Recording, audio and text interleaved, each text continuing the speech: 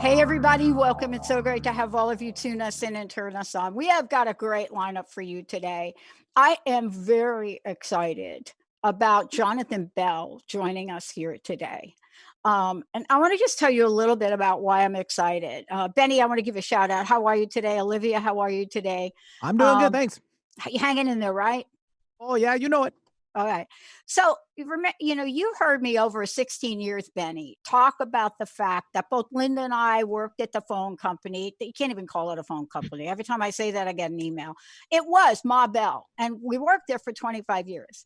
And then we went on to work on the divested companies. And one of the things that Linda and I were involved with as both directors and executive directors was HR and diversity, employment law, all of the above. And I'm not going to talk about Linda's history with the company, but she holds a record actually in going to court and testifying. So she owns a record, which I'm not going to talk about today. But we got a dose of what it means to be in a place where we understood some of the nuances. Now, here's what I want to say as I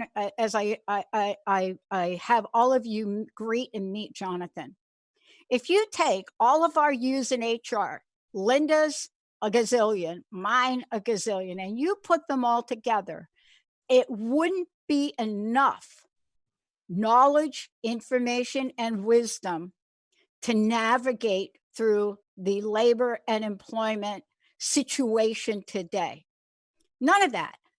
But here's what we know and why we want to talk to Jonathan Bell. When you are faced with a situation and you don't know what you don't know, even if you think you know it, and you can't find anyone to go through, and you're dealing with an emotional, physical, health, you're in the world of not knowing right now. You're watching the news, you're hearing, oh, we'd be back to work by the 1st. You know, our governor came out yesterday. I'm not sure what our governor is looking at, but he has a date of May 4th to get rid of the shelter at home thing. But here's where we are. We need help.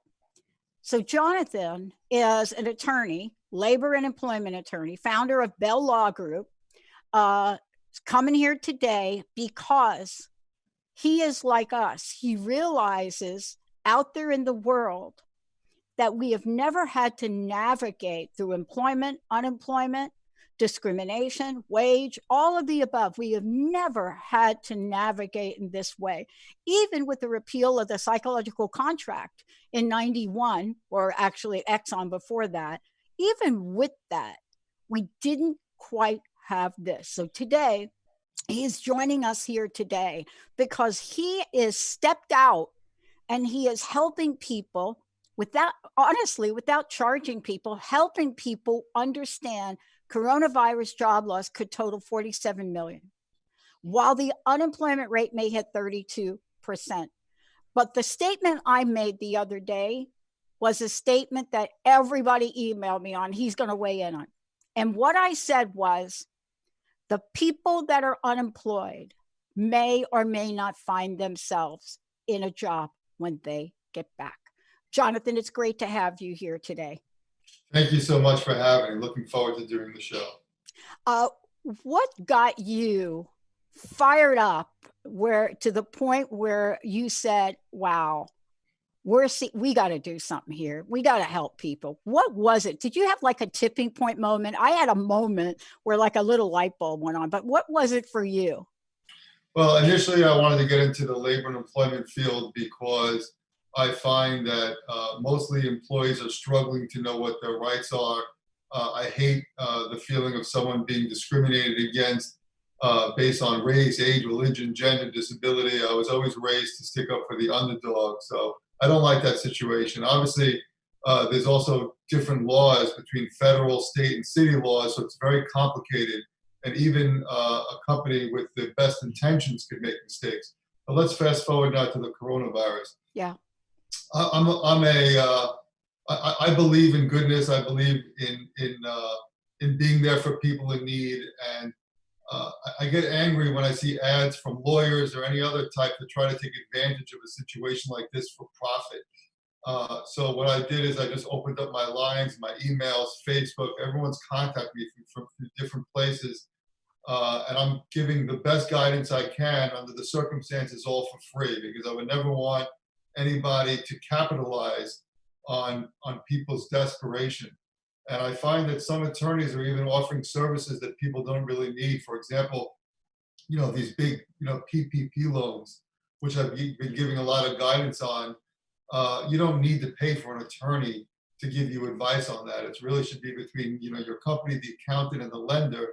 And attorneys are salivating at the mouth, which just makes me very upset. To me, it's all about gratitude and giving back. And I know that one day, when it comes time to it, people will remember me as the honest guy and reach out to me in the future for something that we can do for them.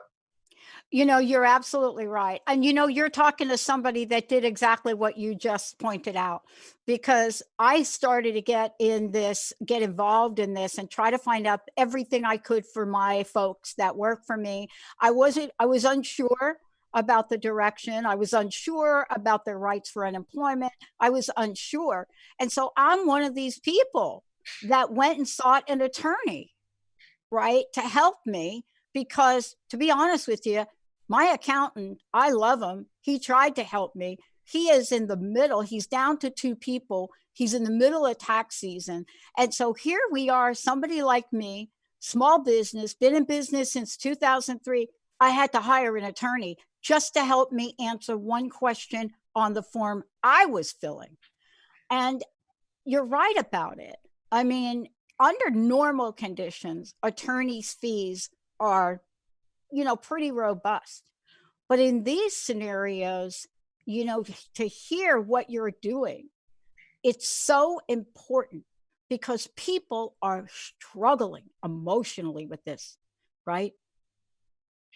Absolutely, absolutely, and that's the reason why we're offering these services. Fortunately, I've been blessed. I've been, I started my practice very soon after law school, so I've been practicing for close to actually about 20 years now. Yeah. Well, we have a number of attorneys in our office, and fortunately, we have enough work in the pipework that would allow me to kind of step out and handle things on a pro bono type basis and answer questions for free, while we continue to work on, my attorneys continue to work on the other matters. So I just, thank God I'm in this position to do that, to help people.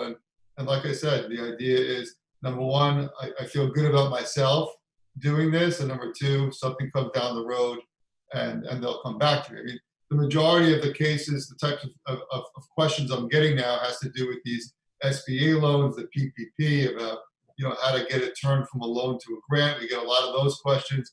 We're also getting a lot of questions about the new federal laws that came into place April 1st that has to do with extended FMLA, having people paid while they're home watching their child because the school is closed, or federal paid sick leave, where someone could get paid 80 hours for either if they're sick themselves or they're watching somebody who's sick, or watching their kid. So there's a lot of laws that have been coming out that have changed the game in a sense, and I'm trying to educate not only the employees but the employers. We do get questions on unemployment, but to be quite honest with you, a lot of attorneys, they don't practice unemployment because it's really meant to be a pro se system.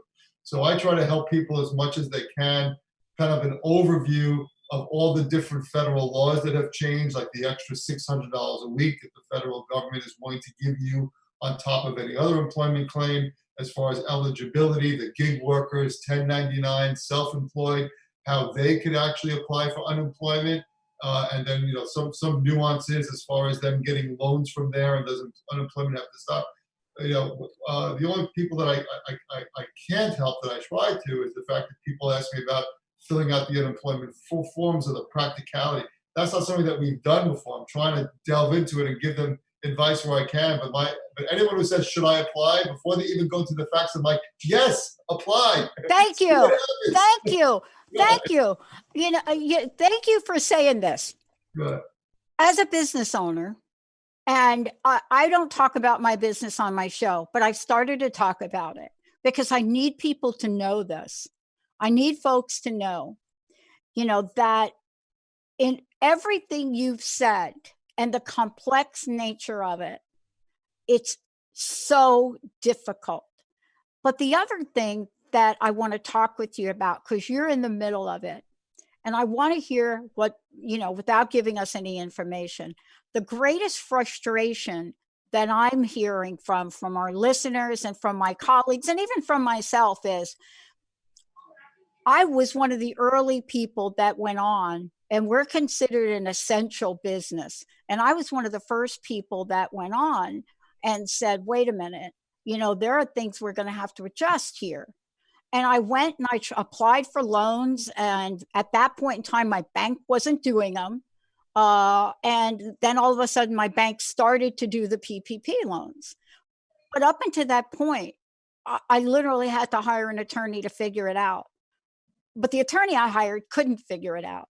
So I'm one of these people that probably filled out the forms 5 times. But I got to the point here, Jonathan, where I did fill it out through my bank's portal. And I don't think I'm alone with this. Filled out the first form, went back into the portal, new form, filled out the new form, saying exactly what I said on the old form, went back into the portal, filled out another form, which was an addendum, which was the same thing I filled out before.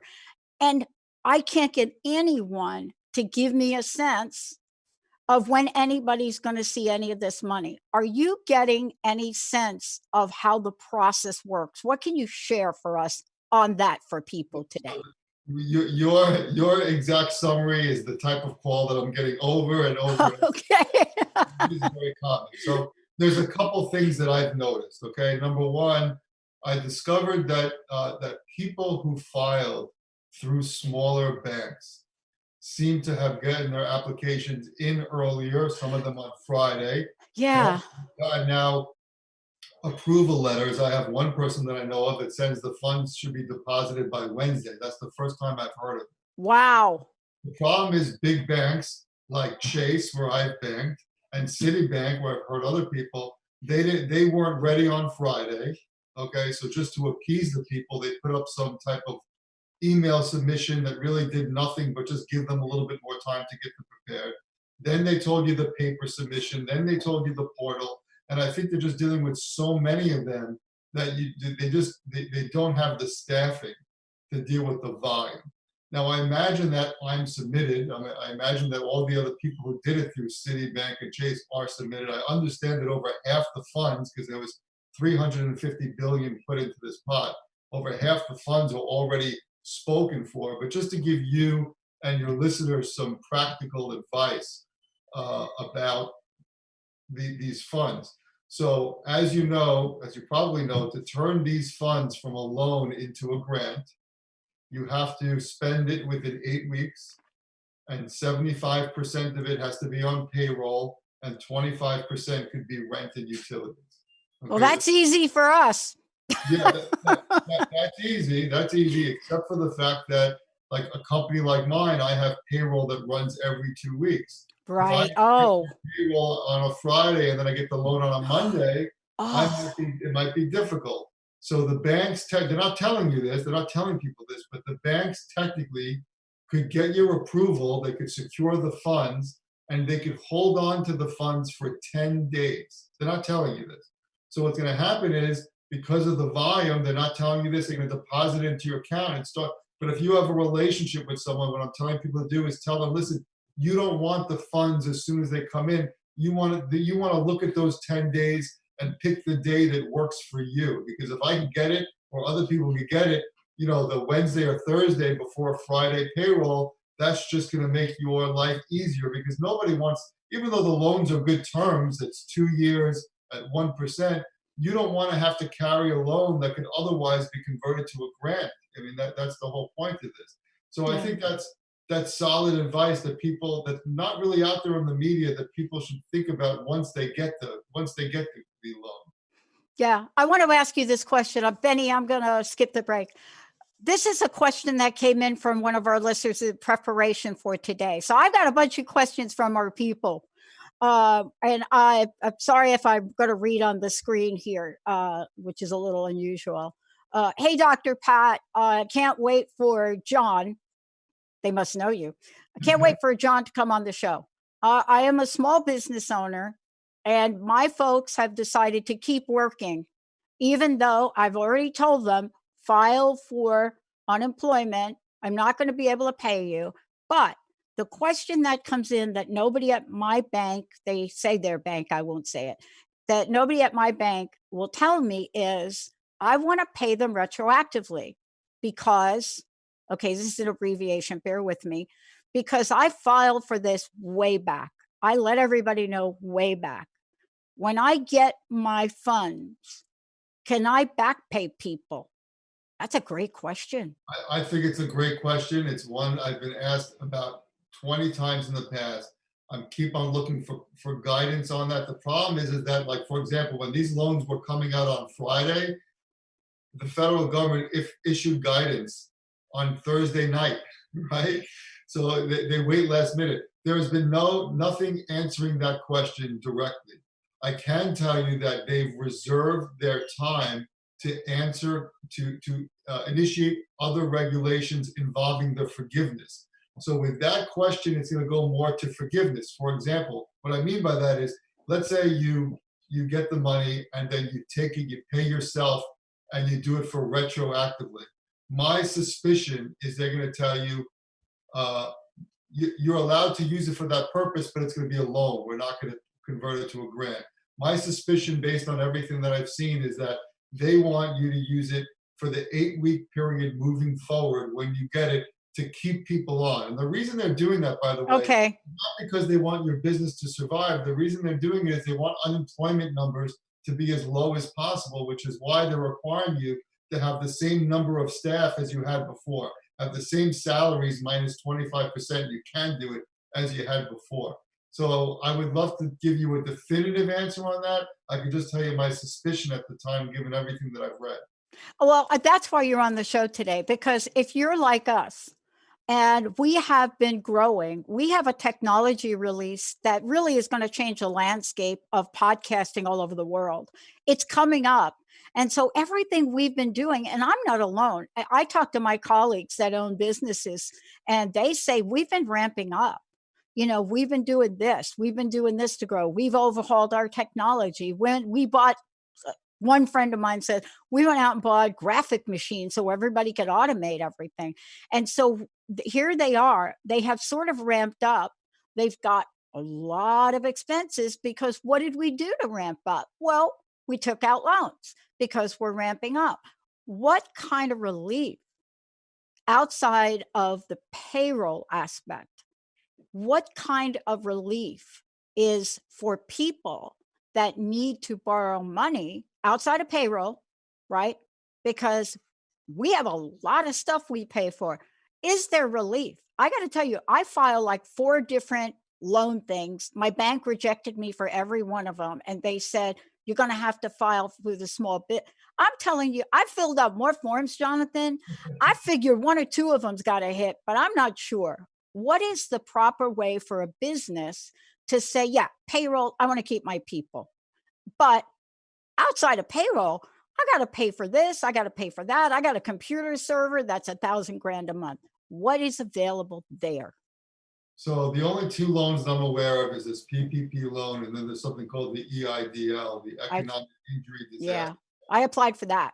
Right. So the way that loan is supposed to work is you apply for that loan, and within 3 days, they're supposed to give you $10,000 that acts as a grant. So in other words, even if you get disapproved for that loan, that $10,000 is yours free and clear to use on, you can't replace lost profits, but you're allowed to use it for inventory. You're allowed to use it for things other than payroll. And then there would be a loan connected with it if you're approved, okay, at a very low interest rate. You could apply for up to $200,000 without a personal guarantee. After that, you'd have to do a personal guarantee.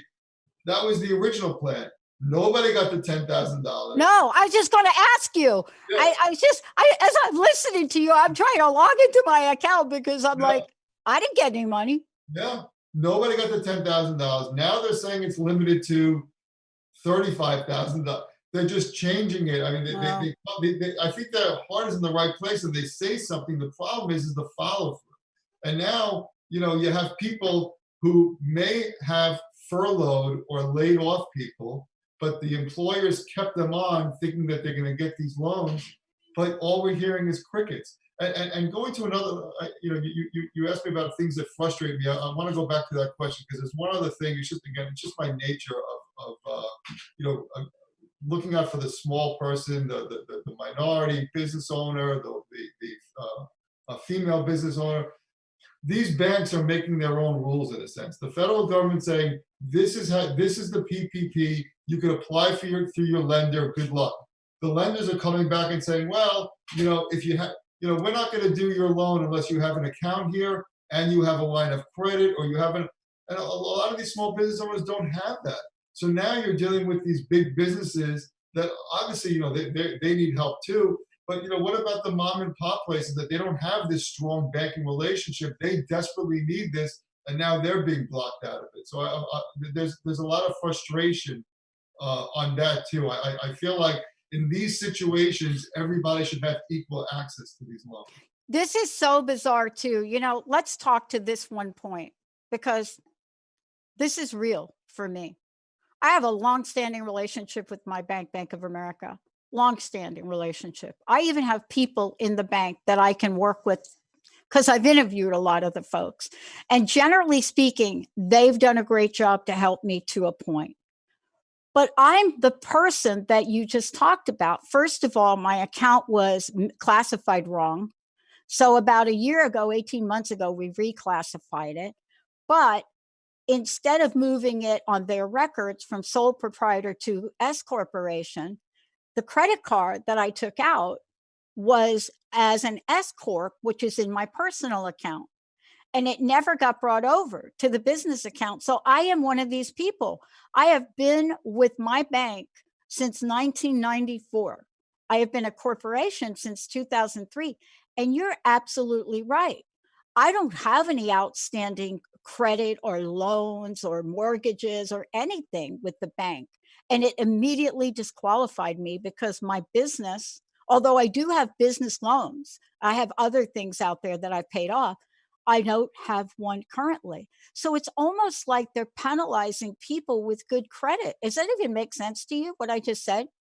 Yeah, it does, and that's again one of my big frustrations. What if the federal government didn't require you to have that to get these loans, why are the banks taking upon themselves to do that? Now, you know, they argue, listen, this is still a loan. We're trying to get it out as quickly as possible. So if you have an account and you already have a loan, that means we already vetted you, so we know what your credit worthiness and your ability. I got it. So that's their justification, but it's really unfair to a lot of people, and that's really what the Democrats have been arguing, and I believe it's one of the reasons why they're holding up that other $250 billion that they want to put towards it, because they feel like this is being done in a very discriminatory way, maybe not intentional, but you don't have to be intentional to be discriminatory. If some people are having access and other people are not, for a reason that's not related to the federal government, then you need to make a change. My understanding is PayPal and certain websites will start accepting these applications, which Yes. will make it more open to other people. So that's a great idea, but let's see if it happens, and let's make sure this money isn't all spent, because if the money's all spent, then what are we doing? Well, I'm gonna put this out there, and then we're gonna go to break. So this morning, I got notified from an online media source because I'm Associated Press. So I got a what do you call? I got a update. So here's the update from yesterday, which says that I have to apply again. And when we come back, I'd like you to talk about it. So the update says that SBA disaster loan assistance application, an update they call it.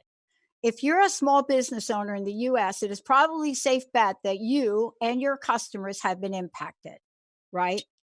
And so what they're saying is they talk about, hierarchy accounting, but they go on and they say this. Unfortunately, they're talking about themselves. Those of us that were early movers now have to reapply using the new streamlined EIDL application. And I have to tell you, the only reason I know this, and I was one of the first people to apply, old school and then update, because of this interview, I went and looked for updates. It now appears that all of us, and people don't know this, Jonathan, we have to reapply. Let's take a short break. When we come back, I am so grateful for Jonathan. When we come back, we're going to give you lots of information about his law firm, what they're doing, and man, what an angel to be able to come out and help people. What a role model of leadership during this time. And I'm just saying, this is a law firm. This is a group of people that are feeling our pain and free of charge coming out here and offering assistance. And if you're like me and you got that update this morning, you cried so long your mascara ran. Not Benny, though. Let's take a short break. We'll be right back.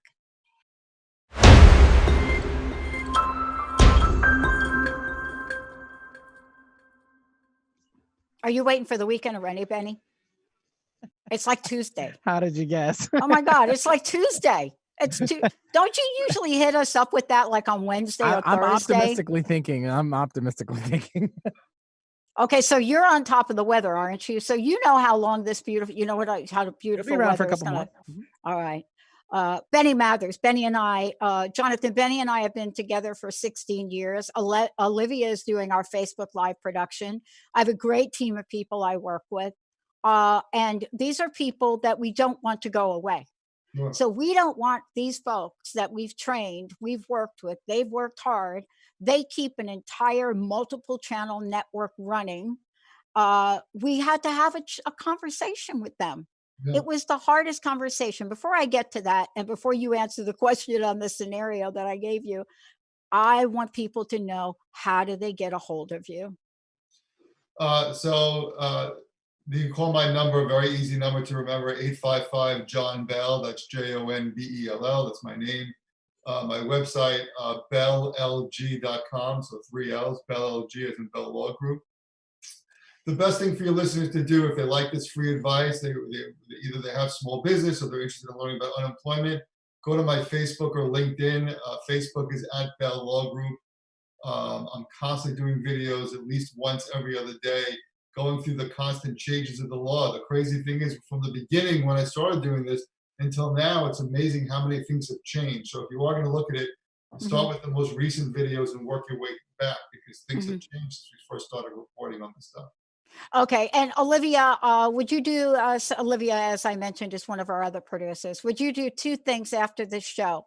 Chat with Jessica about setting Jonathan up for a podcast on our network. And also, please go over to his Facebook page and post this video when we're done in this show. You got it. I like this production real time. Yeah. Thank you, Olivia. Thank you, Benny.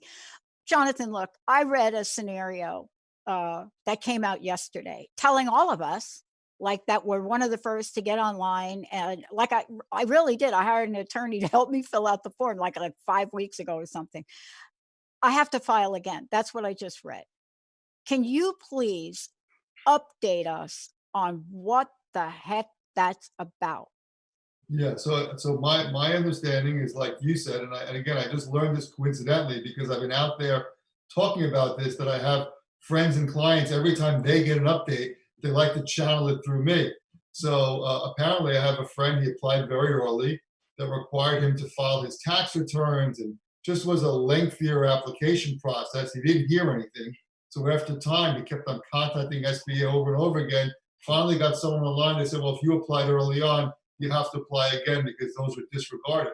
But they didn't send anybody any notifications. You have to almost be very lucky to find that information out. So then he's going ahead and reapplying. But the important thing to realize, though, EIDL and PPP, you can apply for both. But realistically, from what I'm learning, even if you look at the PPP application, they look at your average payroll, but in addition, they also want to know if you took the EIDL, because they're going to add that to the amount of your PPP, any part that's unpaid, because the PPP is supposed to essentially refinance that EIDL. So that $10,000 grant that they give you initially, they don't want you to double dip. So when you have your PPP and now you apply to turn it into a grant, they're going to automatically take whatever number is going to be a grant, subtract 10,000, and leave that as a loan, because as far as they're concerned, you already got a $10,000 loan. So I'm recommending, maybe people should think about one or the other. If you have a payroll, maybe stick with the PPP. If you don't, look into the EIDL. I think is a better way to go, and will give you the most forgiveness, because at the end, listen, the interest rate on the PPP, like I said, is only 1% over 2 years. But if you don't want the loan, then there's no reason to get a loan. We Yeah. really want the grants, is what we want. Yeah, absolutely. I mean, the real life scenario, and I don't know if I'm allowed to do this. I was going to take a screenshot of this, but probably that's illegal. But I was I referenced the interlink to get my loan. So I went back in, and there are now four PDFs for me now. So I've already uploaded what our 1099 miscellaneous was last year. I already uploaded all of that stuff from last year.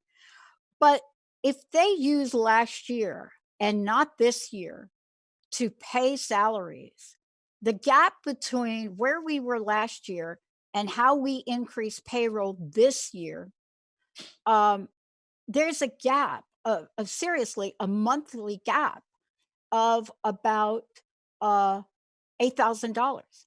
And, I sat here and I agonized over it, but I filled out all the forms. And I wake up this morning and there's another form they want. They want this after I had the loan template, the application addendum, the payroll production download and instructions. There's a new form called a required document reference sheet. Now, I opened it up. I don't understand it. I want to ask you this question, getting out of my scenario. Can you share with us what some of the top questions, issues people are calling you for? Most of them are calling and saying, "Hey, John, I understand the concept of PPP, but where's the money?" Yeah. And I tell them, I said, "Listen, I could guide you, but I'm not the government. I don't know where the money is. I imagine that it should start coming through very soon, but that's really where the biggest frustration is where's the money." Some people tell me, "Well, I really, how is the breakdown? Do I have to pay? Like, what's the reasoning behind the 75% payroll?" And the reasoning is simple. They're giving you 8 weeks to pay. 8 times 7, there's 7 days in a week, is 56. The average that they're giving you is 2.5 months your payroll. 2.5 months is 75 days. So 56 over 75 is essentially 75%. So that's why they're giving you 75% of your payroll, and 25% could be spent on utilities. Oh, another question people are asking me is, could I pay myself? Or I understand there's that people who make over 100,000 don't count. That's not true. If you have someone who makes over 100,000, you get credit up to 100,000. Wow. Okay? So if you have an employee, you should factor that into your payroll that they make $100,000. Okay. Other questions we get asked, most of it again is surrounding the PPP. That's the biggest issue. Is I understand that I have to have the same number of people. You don't have to have the same number of people, but what happens if you have 9 full-time employees and you had to let one go, and now you have 10 full-time? No, if you had 10 and now you have 9, the grant's is gonna give you 90%. So they factor in the percentage less of individuals that you had. So if you had 10 and now you have 5, the grant is going to be only 50%. They also ask about the payroll. Do I have to keep the payroll exactly the same?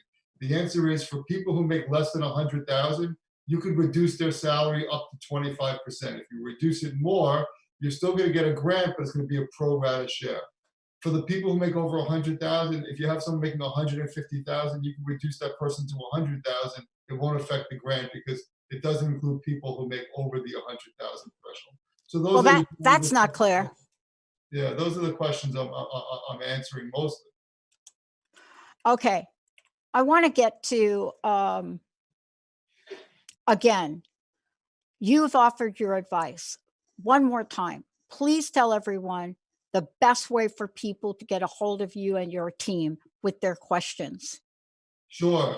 855 John Bell, JONBELL, is a good way to reach us. Because we're offsite, unfortunately, you're going to get a service. The service will then email us your information. We'll get back to you. You can always email me directly, jb@bellllg.com. Or again, I'm all over social media, Facebook, LinkedIn, Instagram. People have been finding ways. That's the greatest thing about social media. They hear my name, they have a question, they like what I have to say, and almost every interview I do, I'm usually answering 5, 6, 7 or more questions after. So, in this stage of where we are, I want you to use your experience, your knowledge, because you are right there on top of this. People have asked me since we started to do shows about this. Here's what they asked me, and I don't know how to answer it. But they asked the question, Pat, look, we filed for this, we filed for that, and now we're getting like a bunch of emails from different agencies that want to give me an advances on what's it called? Advances on my revenue. Now, these companies generally can give you advances. It's simple. Show us the past 3 months of your gross revenue, blah, blah, blah, run a credit report, and they can usually deliver money in days. Now, caveat, the rate for those kinds of bridge loans or whatever you want to call them, the rate is through the roof. But when you need the money and you're not getting it, people will go to whatever measure they can. And this has been, for me, the questions that I get. I don't know how to help people with that, where they say, I've got to have the money to continue. We can't shut our doors down here. We just can't. We're not that kind of business. And they're like, I could apply for this loan. I'm not hearing from this. I'm not hearing from PPP. My bank won't call me back anymore. They even say they're not going to call you back. I don't know what to say to people. Yeah, what I've been telling people, and this is kind of the way we started out, is I hate when companies and individuals take advantage of a situation like that. They smell the blood, they smell the desperation, they want to make a quick buck, and it drives me mad that you're taking somebody and putting them potentially in a worse situation just so they can get some quick relief. Although I do understand the stresses that people are going through. So what I tell people is just don't do it. Just hang on. A little bit of the blame is to the federal government. They have to realize that these people in this situation, they got to get these things out. They got to get the loans. What I've been telling people is, contact your landlord. Everybody understands what's going on because they're going to get relief. They probably already contacted their mortgage company. The mortgage companies are giving you 60 or 90 days deferment. So, and the landlord's not going to tell you unless you ask. So you're going to be paying rent. The landlord doesn't have to pay right away because they don't know who's going to pay. So work out with your landlord. Call your whoever finances your car. They're working with people. Call the people. Try to keep it as much as you can without being taken advantage of, because they're making a large interest. It goes the same thing because we do a little personal injury too. When we get these advanced funding, you have somebody who's in an accident, it's a good case, eventually they're going to get paid. And then some investment company comes along and says, hey, we'll give you $20,000 now, even though the case could be worth $300,000. And then when all's said and done, you have to pay us back $30,000 or $40,000. It's just not fair. It's not the way that I do business. And if someone's desperate enough and they need it, I guess there's a service there. But it's going to be one of those one and done. It's going to leave a bad taste in that person's mouth. I would never want to go to sleep at night thinking that I took advantage of someone's situation or someone in the future having any ill will towards me. You want to do the right thing. Why don't you make like a very modest interest rate? Why don't you be there for the people? Do something valuable with your life and your time that it's not just all about money. It's about helping out humanity. Right. Look, let me ask you this question. I'm not going to ask you, Jonathan Bell, everybody. I'm not going to ask you to be a mind reader, but you are more up to date than most people are. And so yesterday in my state, the state of Washington, I'm from New York, grew up on the East Coast, so I get to watch Como every day. I could But tell. That's why I like you so much. I could tell. I just got back there, like, I'm like seriously talking about meatballs in the middle of this. But I found out more information from him, albeit it's New York. It's not Washington State. But yesterday, our governor, who I've since tried to get a hold of their team, our state senate, I actually have a friend who is one of our state senators. And I tried to say, did he really mean getting back to work, of not of releasing or letting go of the shelter at home by May 4th? He said it. And when they asked him, are you going to extend? He didn't have a good answer. And I'm sitting here and I'm thinking, people think when the switch gets flipped, everything's going to go back to normal. But then in the same breath, out of his mouth, he says, oh, but we need to have extra special precautions for the magic number he came up with, people over 65. So that means every senior center, every place like that, none of them are going to open. What are you hearing, or what is your sense? Because people are holding on and saying to themselves, Jonathan, if we're going to go back, why should I apply for anything? Yeah, Like May. yeah, that's a great question, and I don't know that I have the best answer for it. I don't either. Yeah, I don't think they should be giving us any dates right now because there's so much unknown. The way that someone has described this, which I believe it's almost like a fire. It's like it starts here and then it spreads. And I feel like the people who haven't really gone through the fire yet, they're getting itchy to go back to work, but they don't realize that once they start going back to work, the fire is going to be there, and they're, this reminds me a little bit of September 11th. If you're a New Yorker, in the fact that Yeah. either you know somebody or you know a friend that's very close to you and they know somebody that died. And that's what's happening here in New York City, Long Island, constantly connections, whether it be close friends or through Facebook or either their parents or I had a client today. Yesterday she had a funeral of her father and her brother in one day, and only 10 people were allowed there. So I think giving any dates right now is crazy, although I do believe we have to start our economy again. But the economy could be fixed, and government's trying to help. They have to get these stimulus packages through, whether it be the unemployment with the extra $600 a week or these PPP loans. Maybe they feel like they have to give a date to give people some hope, and when that date comes, they'll extend it. I don't know what they're going to do, but I think I unfortunately, even though we've been stuck in our homes for a while, I think it's too early to give a date because it's mostly politicians giving dates. It's not the doctors who are heavily involved. And listen, my heart bleeds for that front line. Like, you could see the stress, the issues with their face, and the mask causing these cuts on their face and bruises, and now they're getting sick. Some of them are dying. It's like, it's easy to close your eyes and stay in your room and say, I don't see where the problem is. If you don't think outside of yourself and look at the news and look at the other people and realize how they're suffering. These frontline people are suffering and risking their lives for us. And I think it's so naive to just turn around and say, well, we got to get this economy going. Let's start May 4th. It's crazy. Yeah. I mean, couple things I want to go back with. For those of you just tuning in, Jonathan Bell is joining me here today. I want to make sure all of you have a way to find out more about Jonathan. You certainly could go to his website, but also you should go to Facebook. And when you go to Facebook, it's Bell Law Group. And if you get there, you're going to find a lot of information, start to look at what Jonathan is doing, lots of information coming out over there. Jonathan, what is your website and phone number? Let's make sure we give that again. The time goes so quickly. Sure. 855 John Bell, JONBELL. Like I said, it's an answering service right now because we're working from home, but we'll get back to you. Or the website is belllg.com. So 3 L's, Bell LG as in law group.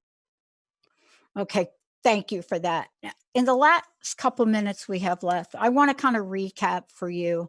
I like to call them the dirty dozen of things that people should literally go through, think about, and possibly rethink.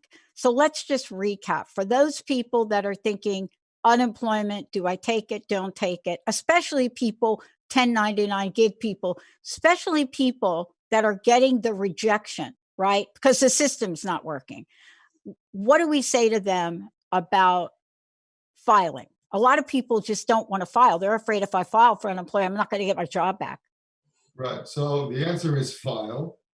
Persistence and patience, because it's so backed up. I mean, the unemployment percentage right now is really misinformation, considering so many people are trying to file and can't get through. Mhm. Supposedly Google's doing their part in simplifying the process, but file, because the truth is, once these loans come in, you're probably going to be rehired anyway, because they need that to justify getting these loans turned into grants.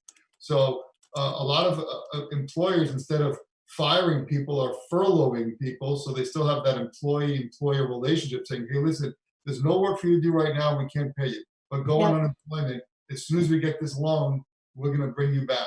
But definitely file. There's no reason not to, especially now with the government, federal government contributing some extra money. It'll make your life easier.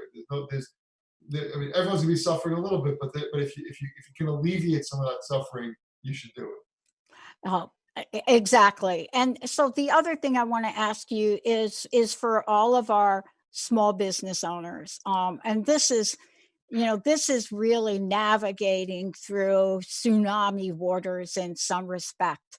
And people, at least the folks and listeners that I've been hearing from, a lot of them have given up. You know, a lot of them have said, oh my gosh, I just can't fill this out again. Am I going to get in trouble? So here's the thing I hear. Am I going to get in trouble if I keep filling out these loan forms because I'm not hearing from anybody? Yeah, so I don't think that you're going to get in trouble. You are only supposed to apply once because it's a one-time loan. Uh, Yeah. but like for example, just from personal experience, we had to fill it out a paper submission. I sent it to the lender. The lender said, no, now we're doing it through online. I submitted online. They told me that it's in the queue and get it. So I'm just assuming, because they're not contacting me, that it's been submitted. You can't get anybody on the phone, but I'm making that assumption. I can see why people are getting worried and maybe want to go to another lender. If you feel more comfortable with another lender, maybe a small bank that you've heard, maybe your friend or neighbor actually got approved and got their loan, I would maybe contact the original lender and tell them no longer to process it and move it. But I think that there's going to be an understanding. If you apply more than once, it's not like you're looking to get more than one loan. It's just the fact that you're getting frustrated with the process. I think that you'll still get the loan if you apply more than once. It just might delay it because there might be some type of fraud alert. But I wouldn't worry about any type of criminal implications or anything. It's just a matter of clearing it up. To listen, I applied, I didn't hear anything, I got nervous, so I applied again. Well, I mean, I'm one of these people that I applied online in the online system. I got an application submitted. I have an actual application number. I'm not sure, even after reading that article, that I should do it again. I mean, I'm not sure what has changed in the online application. So, what I'm asking in this last minute left, help us make sense of what to do. And also, if we don't know, we need to call somebody. Yeah, so really, what you should be deciding is the EIDL the best way to go? Is the PPP the best way to go, or do I need both? The only reason to try, for some reason, if the PPP that makes you pay payroll, utilities, and rent, if you feel like you need something outside of it and probably want to spend it on inventory and things of that nature, maybe you want to do both, including the EIDL. Just know that the EIDL, other than the $10,000, that's a loan. Like, you're going to have to pay that back. The PPP, which is one that was attractive to me for my business, is the fact that the idea is to get it turned into 100% into a grant, or as close to 100% as possible, and not have to pay it back. You don't even have to include it in your income tax. and it'll help you pay the next 2 months of expenses through your payroll. And so that would really be a nice help to keep everybody afloat and make sure that you can keep your staff on. I love it. Jonathan, thank you so much. You're going to be hearing from one of our staff members about getting some information so we could set you up with your own podcast and get you going. We'll explain all of that to you and your team. We're going to make it very easy for you. And including giving you a widget to put up on your website. See, it's so easy. There's nothing for you to really do. I really appreciate the interview. It was really nice meeting you, and I can tell you won a great show. Thank you. And I got to tell you, you're helping a lot of people. And if nothing else, at least for me and probably my team, you have eliminated a lot of fear. And that is a blessing. Thank you, Jonathan. Thank you. Everybody, we're going to take a short break. We're not done yet. More to come. Please reach out to Jonathan. Please, everybody. And we're going to try to get that podcast up ASAP. Olivia to Jessica, let's make it happen. Let's take a short break. We'll be right back.